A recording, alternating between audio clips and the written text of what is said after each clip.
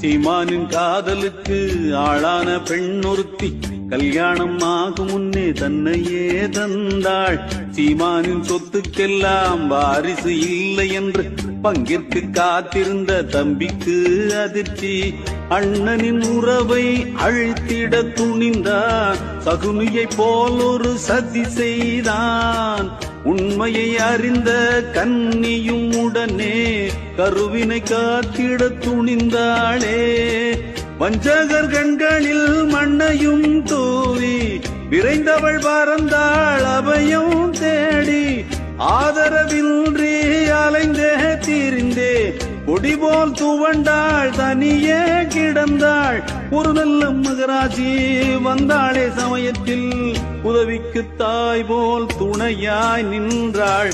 கதைகேளு கதைகேளு நிஜமான கதைகேளு சுவையோடு சுகமாக